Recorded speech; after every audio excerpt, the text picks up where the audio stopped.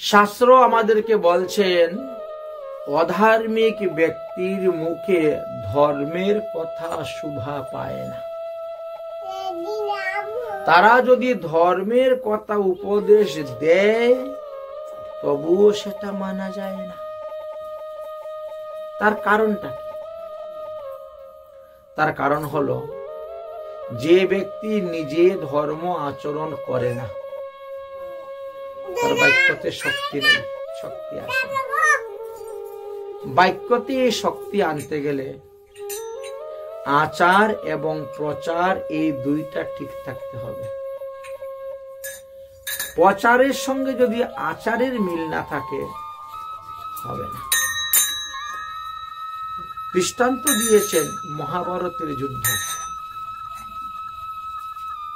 মহাভারতের যুদ্ধে যেই দিন কর্ণের রথের চাকা মাটিতে ডেবে গিয়েছিল, বুঝতে পেরেছেন? সেই দিন কর্ণ রথ থেকে লাফ মেরে নামলো রথের চাকা তোলার জন্য। ভগবান শ্রীকৃষ্ণ অর্জুনকে বলছেন, অর্জুন এই তো সুযোগ, এইবার তুমি কর্ণের উপরে বাণ চালাও, বাণ চালাও। এই কথাটা না কর্ণের কানে ঢুকে গেছে। বলছেন যে পাশাপাশি তো, বেশি দূর নয় তো, বসে। তখন অর্জুন কর্ণ বলছেন, হে বাসুদেব, এ তোমার কেমন ধর্ম কথা? তুমি তো ধর্মকে স্থাপন করার জন্য এসেছো, তুমি ধার্মিক, তুমি ধর্মের উপদেশ দেও, কিন্তু আজকে অধর্মের উপদেশ কেন দিচ্ছ?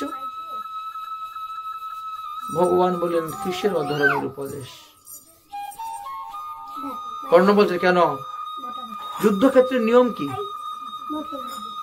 যুদ্ধক্ষেত্রে নিয়ম হয়েছে নিরস্ত্র ব্যক্তির উপরে অস্ত্র প্রয়োগ করবে না, এটাই তো নিয়ম। তো আমি তো এখন নিরস্ত্র, আমি এখন রথের চাকা তোলার জন্য ব্যস্ত আছি, আর এই সময় আপনি কেমন করে অর্জুনকে আদেশ দিচ্ছেন যে আমার উপরে বাণ চালাতে? আপনি একজন ধর্মের স্থাপক, ধর্মের প্রবর্তক, ধর্মের প্রতিষ্ঠাতা, আপনি অধর্ম শিক্ষা দিচ্ছেন কেন? ভগবান শ্রীকৃষ্ণ তখন হাসছেন। ভগবান শ্রীকৃষ্ণ হেসে বলছেন, হে কর্ণ, তোমার মতো অধার্মিক ব্যক্তির মুখে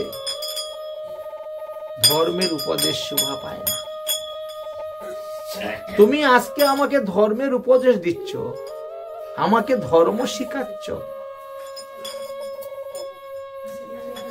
সেই দিন তোমার ধর্ম কোথায় ছিল? যেদিন পঞ্চপাণ্ডবরা ভারী সবার মধ্যে ছিলেন, দ্রৌপদীর বস্ত্রহরণ করার জন্য দুর্যোধন আদেশ দিয়েছিলেন, সেই দিন তোমার ধর্ম কোথায় ছিল? একটি কুলবধূকে এত বড় সবার সামনে তাকে উলঙ্গ করা হবে, বিবস্ত্র করা হবে, এটা কি ধর্ম? সেদিন তুমিও তো ওই সভার মধ্যে ছিলে, তখন তুমি প্রতিবাদ করলে না যে দুর্যোধন এটা অধর্ম, এটা করতে নাই? তখন তো তার হার সঙ্গে তুমি হা মিলিয়েছ। আর আজকে তুমি আসছো আমাকে ধর্ম শিক্ষা দিতে। তোমার মতো অধার্মিক ব্যক্তির মুখে ধর্মের কথা শোভা পায় না। তুমি যুদ্ধক্ষেত্রে ধর্ম আমাকে শিক্ষা দিচ্ছ। যুদ্ধক্ষেত্রে ধর্ম কি? একজন রথীর সঙ্গে একজন রথী যুদ্ধ করবে, তাই না কর্ণ? তাহলে অভিমন্যু বধের সময় 6 জন রথী, সপ্তরথী একত্রিত হয়ে কেমন করে বধ করলে? একজনের উপর 7 জনে মিলে যুদ্ধ করলে কেমন করে? তখন তোমার ধর্ম কোথায় ছিল? আজকে তুমি আমাকে ধর্ম শিখাচ্ছ, ধর্মের উপরে দিচ্ছ। শাস্ত্র বলছে শতং সত্যং সমাচয়, যে তোমার সঙ্গে অধর্মের কাজ করবে তার সঙ্গে অধর্মই করতে হবে। অর্থাৎ তোমার ভিতরে বিন্দুমাত্র ধর্ম নাই, আর তুমি আমাকে ধর্ম শিক্ষা দিচ্ছ, তোমার মুখে ধর্মের কথা শোভা পায়। অর্জুন উঠাও বাণ, মারো কর্ণকে। অর্জুন ইতস্তত হচ্ছে, মারবে কি মারবে না, বাণ তুলবে কি তুলবে না। কর্ণ বলছে অর্জুন তুমি বাণ মারতে পারো না, তুমি বীর পুরুষ, তুমি যদি নিরস্ত্র অবস্থায় আমার উপরে বাণ মারো তাহলে জগতের মানুষ তোমাকে কাপুরুষ বলবে, তোমার এই বীরত্বের মধ্যে কলঙ্ক লাগাইবে। যুক্তি দেখাচ্ছে। অর্জুন চিন্তার মধ্যে পড়ে গেছে, হ্যাঁ ধর্মযুদ্ধ, এটা নিয়ম আছে যে নিরস্ত্র ব্যক্তির উপরে বাণ মারতে নাই, এই জন্য ইতস্তত করতেছে। ভগবান বলছেন কি অর্জুন তুমি বাণ মারছো না কেন, বাণ চালাচ্ছ না কেন? যে তুমি আমার কথা শুনবে না, তুমি কর্ণের কথা শুনবে।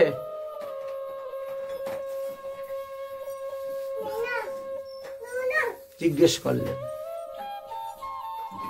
আমার কথা শুনবে না তুমি কর্ণের কথা শুনবে?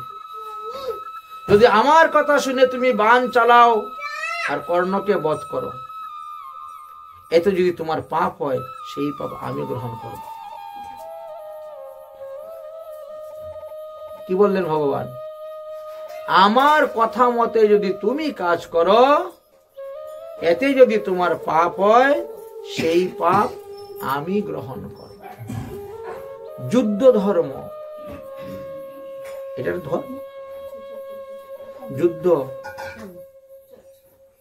ধর্মের আইন লঙ্ঘন করে তুমি যুদ্ধ করতে গিয়ে যদি কর্ণকে বধ হেতু তোমার পাপ হয়, তাহলে সেই পাপ আমি গ্রহণ করব। শুধু এটা কেন, সর্বধর্ম পরিত্যাজ্য মামেক শরণং ব্রজ, অহং ত্বাম সর্ব পাপামি মুক্ষয়ামি মা শুচ। কি বলছেন? শুধু এইটাই নয়, এই যে আমরা সমাজ ধর্ম করে ঘুরে বেড়াই, নারী ধর্ম, স্ত্রী ধর্ম, হ্যাঁ, বর্ণ ধর্ম, আশ্রম ধর্ম, রাষ্ট্র ধর্ম, কোন ধর্মের ধার ধারে না সাধুরা। সবকিছু ত্যাগ করে গোবিন্দের চরণে পড়ে গেছে। এতে যদি আমার পাপ হয়, গোবিন্দ আমাকে রক্ষা করবে। সংসারে পরিবারের মধ্যে দেখবেন স্ত্রী ভগবানের সাধন ভজন করতে ভালোবাসে, স্বামী এইসব ধার ধারে না, করতে ভালোবাসে না, করতে গেলেও বাধা দেয়। এমন পরিবার আছে একাদশী ব্রত করতেছে মহিলা, স্বামী জানা সত্ত্বেও কে কি করে বাজার থেকে মাছ নিয়ে চলে যায়, এই আমাকে মাছ রান্না করে দে, ভাত রান্না করে দে। এই অধার্মিক স্বামী সংসার করে, ঘর করে, সেবা করে, আমার কি লাভ? সে আমার উদ্ধার করবে? সে তো নিজেই নিজেকে উদ্ধার করতে পারে না, তো আমাকে করবে উদ্ধার কেমন করে? সে তো পতি নয়, পতিত হয়ে গেছে। ভাগবতের পঞ্চম স্কন্ধের ৫ম অধ্যায়ের ১৮ নম্বর শ্লোকেতে আলোচনা করা আছে, বুঝেছেন? যে ব্যক্তি আমাকে হরি ভজনে বাধা দিবে তাকে ত্যাগ করলে পাপ নাই। সে গুরু হোক, সে স্বামী হোক, সে মাতা হোক, সে পিতা হোক, সে জ্ঞাতি গোষ্ঠী হোক, সে আত্মীয় স্বজন হোক, যেই হোক না কেন, তাকে ত্যাগ করলে কোনো পাপ হয় না। আমাকে আমার আত্মাকে উদ্ধার করতে হবে, আমাকে আত্মার ঊর্ধ্বগতি করতে হবে, এই কথাই বলে গেছে। আমাদের যে বর্তমান সমাজে বা সংসারে যেটা ভয় দেখানো হয়, বুঝেছেন, এগুলো সমাজ ধর্ম। কিন্তু আপনি যদি সমাজ ধর্ম ত্যাগ করে ভাগবত ধর্ম আশ্রয় করেন, তাহলে তো আপনার ক্ষতি কিচ্ছু নেই। কে তোমারে কবে কি কথা বলিবে, সে কথা ভাবিলে আর কি চলিবে। আপদে বিপদে সংপদে রাখে যে পদে, তার চরণ কেন ভাবো না? তার চরণটা ভাবতে হবে। অনেকে বলে, আরে তোমার স্বামী বৃন্দাবন গেল না, তুমি একা বৃন্দাবন গেলে, তাই তোর বৃন্দাবন যাত্রা হয়েই নাই।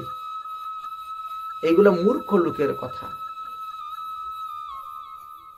আমি মরার সময় স্বামী আমার সঙ্গে আসছিল, যাবে? যাবে না। আমি যখন জন্ম নিয়েছিলাম তখন আমার স্বামীর সঙ্গে আসছিল না। আমি যখন মরব তখন সে আমার সঙ্গে মরবে? মরবে না। যাব না কেন? সোজা কথা। শাস্ত্রে তো আমাদের এটাই সিদ্ধান্ত দিয়েছেন, প্রমাণ আছে। শুক্রাচার্য যখন শাস্ত্র বিরোধী কথা বললেন বলিরাজকে, বলিরাজ দেখলো যে গুরুর বাক্য শাস্ত্রের সঙ্গে মিল নাই, অতএব এই গুরুর ভজন করলে ভগবান পাওয়া যাবে না, ত্যাগ করে দিয়েছে। গুরু ত্যাগ করেও তার পাপ হয় নাই, সে বামন ভগবানের চরণ পেয়েছিল। পিতা, পিতাকে ত্যাগ করে ভগবান পেয়েছেন। কে? প্রহ্লাদ। আমাদেরকে বলছে পিতা স্বর্গ, পিতা ধর্ম, পিতা হি পরম তপ, তাই না?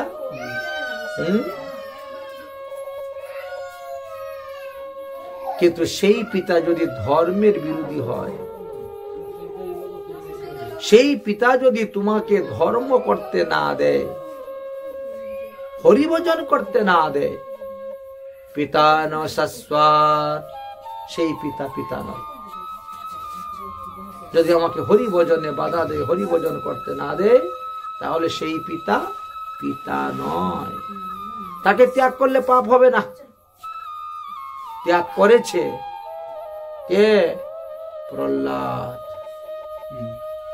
হিরণ্যকশিপু তার বাবা তো, বাবার কথা শুনে নাই। প্রহ্লাদকে মারার জন্য 15 রকমের চেষ্টা করেছে হিরণ্যকশিপু, তথাপিও পারে নাই। বুঝতে পেরেছেন? পিতাকে ত্যাগ করে বিন্দু মাত্র পাপ হয় নাই। তিনি কাকে পেলেন? নৃসিংহ ভগবানকে, তাই না? শাস্ত্রে বলছে যার গর্ভে তুমি জন্মগ্রহণ করেছো জননী, তাই না? জননী মা সবথেকে বড় গুরু। মাতৃ সম গুরু কেউ নাই, এ কথা শাস্ত্রে লেখা আছে। কিন্তু সেই মা যদি আমাকে হরিভজন করতে না দেয়, তাহলে সেই মাকে ত্যাগ করলেও পাপ হইবে না, ভগবান পাওয়া যাবে। কার জীবনে এটা ঘটেছে? ভরত। রাম, লক্ষ্মণ, ভরত, শত্রুঘ্ন, দশরথের 4 পুত্র না? ভরত তো মামার বাড়ি ছিল, আর সেই সময়ে রাম, লক্ষ্মণ, সীতার বনবাস। কার বুদ্ধিতে, কার যুক্তিতে? কইকেয়ী। একবারে ভরতের দেহ সিংহাসন, অন্যবারে রামচন্দ্রকে পাঠাও কানন, রামায়ণে লেখা আছে। ভরত এসে বলল, আরে আমার দাদা হলেন ভগবান, তার সেবা করে আমি শান্তি পেতাম। ওমা, তোমার সুখের জন্য, তোমার শান্তির জন্য আমার দাদাকে বনবাসে পাঠাইলে, ভগবানের সেবার থেকে আমাকে বঞ্চিত করে দিলে 14 বৎসরের জন্য। আজকে থেকে আমি আর তোমাকে মা বলে ডাকবো না, ত্যাগ করে দাও। হরিবদনে বাধা। কি পাপ হয়েছিল ভরতের? কোথায় লেখা আছে ভরতের পাপ হয়েছে? মাতৃকে, মাকে মা বলে ডাকে না, মাকে ত্যাগ করে দিয়েছিল যে, কোনো পাপ হয়।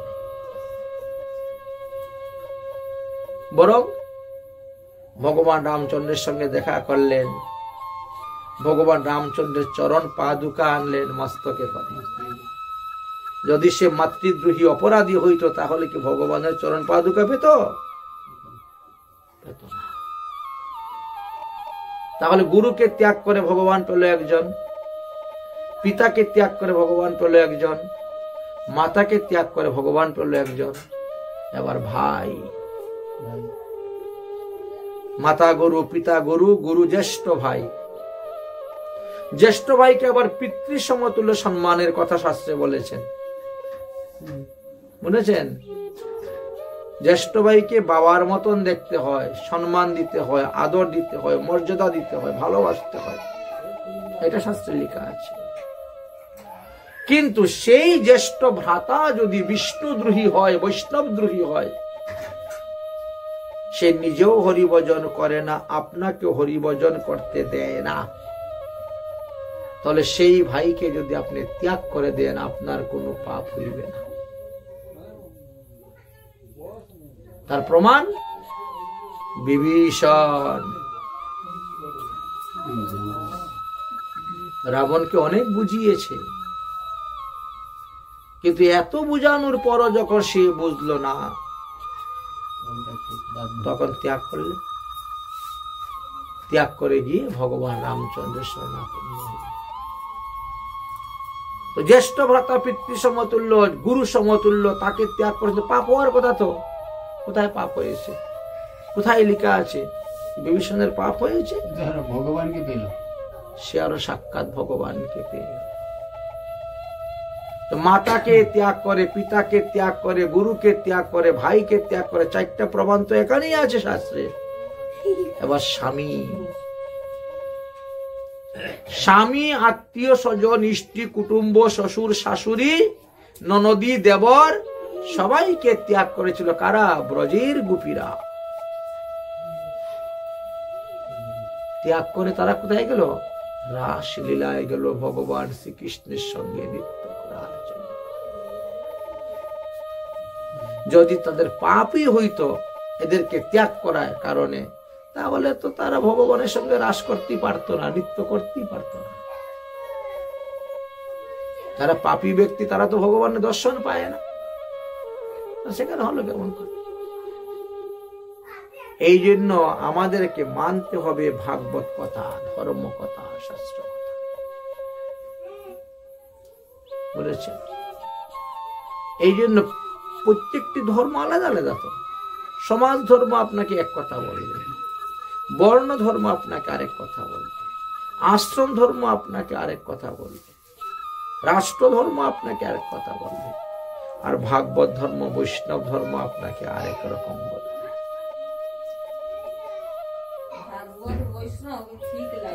বলেছেন প্রত্যেকে লাইনে লাইনে বলবে, তার লাইনে তারটা ঠিক আছে, হ্যাঁ, কারুটাই ভুল নয়। যে যে লাইন ধরেছে তার লাইনে তার কথাটা ঠিকই আছে, কিন্তু তার থেকে একটু উপরে যখন উঠে যাবেন তখন তার আলাদা হয়ে যাচ্ছে। আটটুকু উপরে উঠবেন, আটটু আলাদা হয়ে যাচ্ছে, আটটু উপরে উঠবেন, আটটু আলাদা হয়ে যাচ্ছে, পৃথক পৃথক হয়ে যায়, স্থান বিশেষ। বুঝেছেন? আচ্ছা, মনে করেন আপনি 1 কেজি সবজি কিনতেছেন, ওর মধ্যে বড় বড় 2-3টা মাছি বসে গেছে। এক ধরনের মাছি আছে না, এই মোটা মোটা দেখা যায়, ওই মাছ বাজারে গেলে দেখা যায় ভনভন ভনভন করে মোটা মোটা মাছি গুলা করে।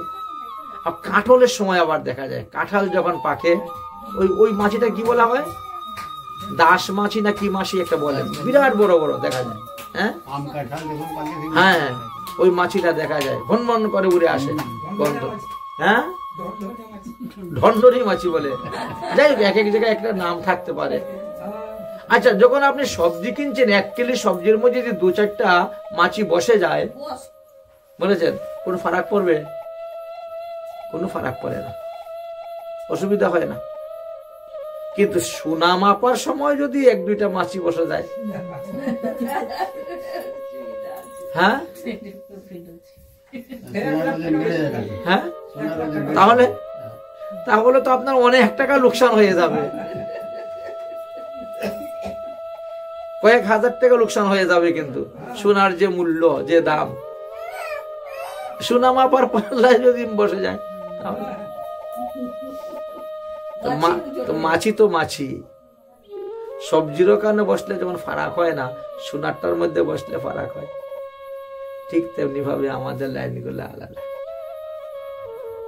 বুঝেছেন? রাষ্ট্র ধর্ম, সমাজ ধর্ম, বর্ণ ধর্ম, আশ্রম ধর্ম, ভাগবত ধর্ম, স্থানগুলো তো আলাদা। ওই স্থানের মধ্যে যখন আপনি এসে উঠে যাবেন, তখন দেখবেন হ্যাঁ ফারাক আছে, আছে ফারাক। এর আগে বোঝা যাবে না। যতই আপনি উপর দিকে উঠবেন, তখন ততই বুঝতে পারবেন। ধর্মের গভীরে যদি কেউ না যায়, তাহলে ধর্মের পরিভাষা বুঝতেই পারবেন। এত সাধারণ ধর্ম। এই জন্য তো শাস্ত্রে ভগবান বলছেন সর্বধর্ম পরিত্যাজ্য। আমরা বলি ধর্ম করো, ধর্ম করো, ধর্ম করো। ভগবান বলছে ধর্ম ত্যাগ করো, ত্যাগ করো। সর্বধর্ম পরিত্যাজ্য, ত্যাগ করো। তুমি একমাত্র ভাগবত ধর্ম যজন করো, যাজন করো। কারণ এই ভাগবত ধর্মের দ্বারাই তোমার মুক্তি হবে, তোমার কল্যাণ হবে। স্বামীকে বলেছ স্বামী বৃন্দাবন ঘুরতে যাচ্ছে না, তো আমি ছাড়বো কেন যাওয়ার সুযোগটা? আমি আমার যাবো। স্বামীকে বললাম তুমি দীক্ষা গ্রহণ করো, বলছে না আমি দীক্ষা গ্রহণ করবো না। থাকো তোমার, আমি আমার দীক্ষা গ্রহণ করবো। স্বামীকে বললাম তুমি একাদশী ব্রত করো, বল না আমি করবো। ঠিক আছে, তুমি করবে না তো আমি করি, আমারটাই বাধা দিও না। তুমি করো না করিও না, আমারটাই বাধা দিও না। কিন্তু যে সমস্ত লোকেরা বলে যে স্বামী ছাড়া তুমি দীক্ষা নিয়েছো তোমার কিচ্ছু হবে না, স্বামী ছাড়া বৃন্দাবন গিয়েছো তোমার কিচ্ছু হবে না, আর এরা নিজেরাই তো অধার্মিক, এরা ধর্মের কিছুই জানে না, ধর্মের কোনো পরিভাষাই জানে না। পরিভাষা কিছুই জানে না ধর্মের, আবার ধর্মের উপদেশ দিতে আসতেছে। এই জন্য ভগবান শ্রীকৃষ্ণ অর্জুনকে, কর্ণকে বললেন যে তোমার মতো অধার্মিকের মুখে ধর্মের উপদেশ শোভা পায় না। ধর্মের উপদেশ সেই দিতে পারবে যে নিজে ধর্ম যোজন করে, যাজন করে, পালন করে। তো যারা উপদেশ দিচ্ছেন, আগে দেখতে হবে তিনি কত বড় ধার্মিক। এই জন্য যার তার গ্রন্থ পড়তে নাই, যে কোনো লোকের লেখা গ্রন্থ পড়তে নাই। বুঝলে, দুনিয়ায় তো গ্রন্থের অভাব নেই, কতজন কত রকম গ্রন্থ লিখে প্রচার করতেছে। এই জন্য বলছেন বহু গ্রন্থ না পড়িবে, বহু গ্রন্থ পড়লে বিভ্রান্ত হয়ে যাবে। আমাদের এই 18টা পুরাণকে 3 ভাগে ভাগ করা হয়েছে। 6টা সাত্বিক পুরাণ, 6টা রাজস্বিক পুরাণ, 6টা তামসিক পুরাণ। একটার সঙ্গে আরেকটা মিল নেই। এইটা এই কথা বলছে, ওইটা ওই কথা বলছে, ওই পুরাণ ওই কথা বলছে। তা আপনি কোনটা মানবেন? যেটা শ্রেষ্ঠ, যেটা উত্তম, সেটাই তো মানবেন। কারণ এগুলা তো এক এক কল্পে, এক এক মন্বন্তরে, এক এক যুগে, এক এক ভাবে অবস্থা দেখে তৈরি করেছেন ব্যাসদেব। বুঝতে পেরেছেন? সবগুলাই তো তিনি তৈরি করেছেন। হ্যাঁ, কিন্তু সময় অনুসারে, স্থান, কাল, পাত্রভেদে সেই সমস্ত বলা হয়েছে। যখন যেই বস্তুর প্রয়োজন তখন সেটাই বলেছেন, বুঝেছেন? সেটাই বলেছেন।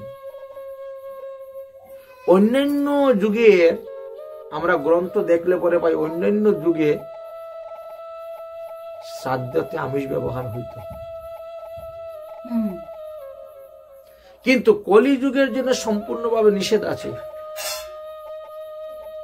কলিযুগে শ্রাদ্ধে কোনো আমিষ ব্যবহার করা হবে না, তথাপিও মানুষ শ্রাদ্ধে আমিষ ব্যবহার করে।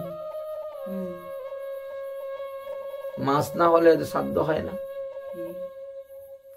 আরে কোথায় অন্য যুগের কথা আর কোথায় কলিযুগের কথা? আমরা যে যুগে আছি সেই যুগ নিয়ে তো চলবো, সেই যুগের শাস্ত্র নিয়ে তো চলবো। সেই যুগে আমাদের কি উপদেশ দিয়ে গেছে সেটা দেখবো আমরা, কিন্তু ওটা দেখতে কেউ রাজি নয়, ওটা দেখতে কেউ রাজি নয়। তুমি সত্য যুগের কথা, ত্রেতা যুগের কথা, দাপর যুগের কথা বলে, আমি কি সত্য যুগের মানুষ? আমি তো কলি যুগে আছি, কলিযুগে আছি, কলিযুগে যেটা ধর্ম সেটাই তো দেখবো। হ্যাঁ,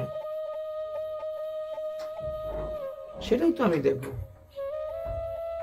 এই যে মানুষে তারা এইগুলা দেখে না, তো বিভিন্ন জায়গায় গেলাম, শুনলাম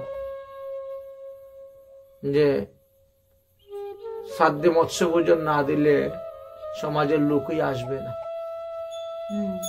আপনাকে একঘর করে রেখে দিয়ে, পতিত করে রেখে দিয়ে। এগুলো কুসংস্কার ছাড়া আর কিছুই নয়, কুসংস্কার এগুলো সুসংস্কার নয়। সুসংস্কার জানতে হয়, হরিভক্তি বিলাসটা খুলে দেখো, ভাগবতটা খুলে দেখো, দেখে জ্ঞান অর্জন করে সুসংস্কারে আসো। যদি আসো তবেই গিয়ে তোমার মঙ্গল। তুমি নিজে অধর্ম করবে, পাপকর্ম করবে, অন্যকেও দিয়ে অধর্ম করাবে, অন্য ধর্ম করছে তার ধর্মে বাধা দিবে, এটা কেমন কথা? অধর্ম কেন করাবে অন্যকে? তুমি অধর্ম করছো, করো। তোমার ঘরে কি মাছ খাওয়ার এত অভাব পড়ে গেছে যে আরেকজনের বাপের শ্রাদ্ধতে মাছ খেতে হবে? তোমার যখন মাছ খাওয়ার এত শখ, এত লোভ, বাজার থেকে কিনে এনে খাও না। আরেকজনের উপরে প্রেশার দিচ্ছ কেন? এই তোর বাবার শ্রাদ্ধতে মাছ না দিলে আমরা আসবো না, এটা প্রেশার দেওয়া হচ্ছে না। হয়তো সে চাচ্ছে যে আমি বৈষ্ণব বিধান অনুসারে শ্রাদ্ধ করব, বৈষ্ণব বিধি অনুসারে আমি শ্রাদ্ধ করব। বৈষ্ণব শ্রাদ্ধের কথা গরুর পুরাণ, বরাহ পুরাণে লেখা আছে।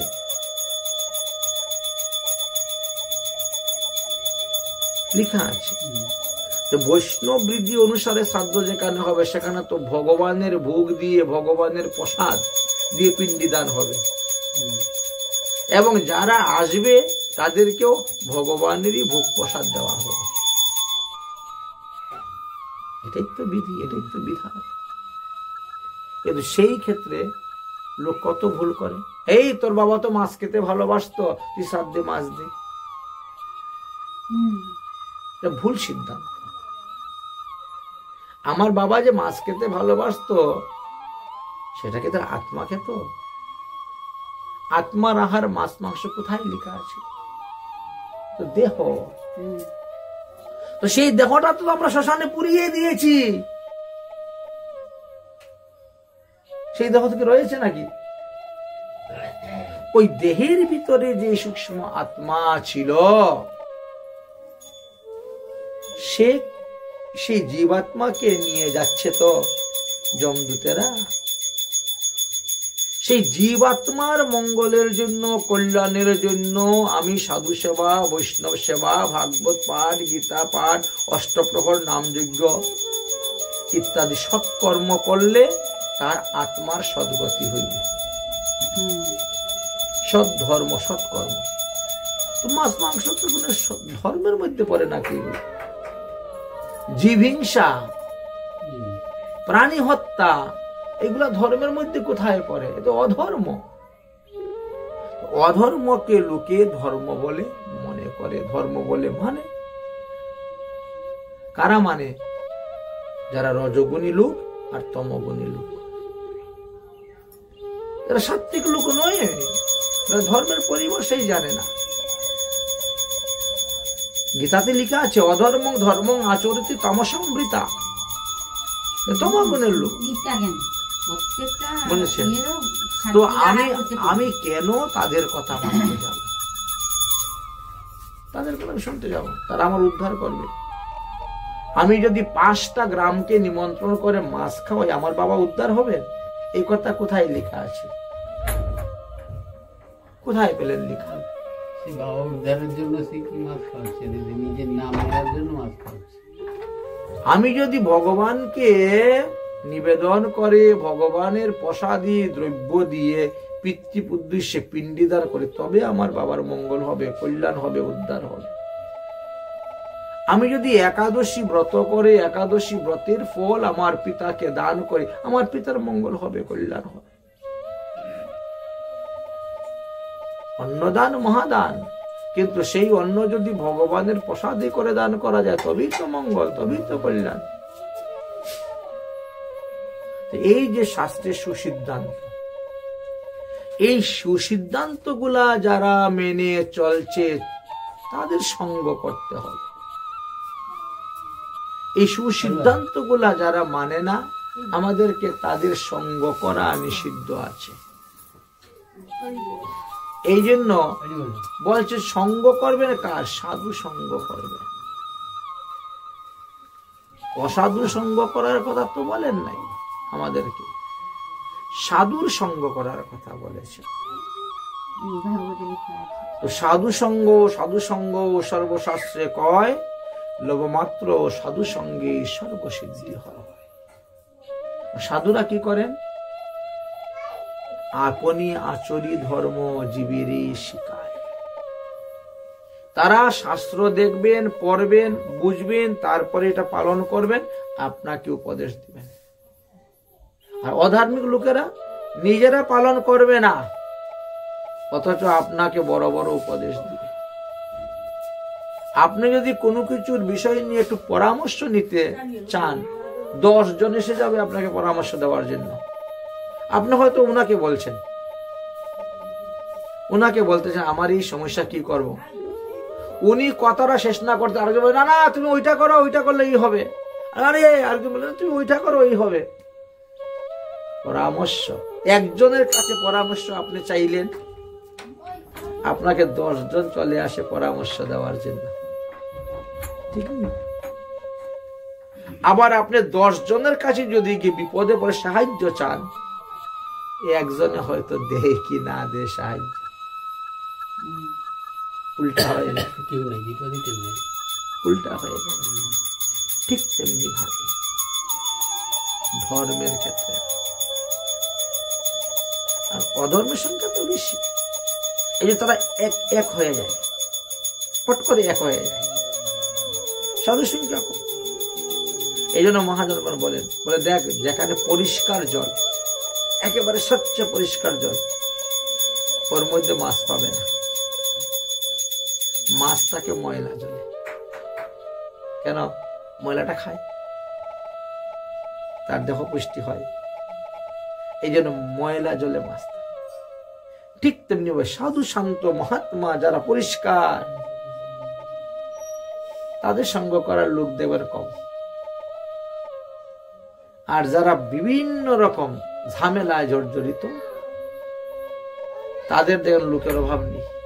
এ আসবে, ও আসবে, সে আসবে, দেখা করতে আসবে, যাবে, কত কিছু। সাধু শান্তের কিছু নেই।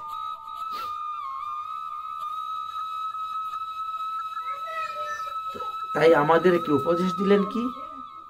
অধার্মিক ব্যক্তি যদি ধর্মের উপদেশ দেয়, সেটা মানতে যাবেন না, সেটা শুনতে যাবেন না। অধার্মিক ব্যক্তি জানবে কি? কিছু জানে না। যা জানে, যতটাই জানুক। কর্ণ বললে নাই যুদ্ধ ধর্মের কথা, ভগবান শ্রীকৃষ্ণ শুনলেন না, ভগবান শ্রীকৃষ্ণ শুনলেন না। আর অর্জুনকে বললেন তুমিও শুনিও না তার কথা, মারো বাণ, বধ করো তাকে, তারপরে বাকিটা আমি দেখে নিব।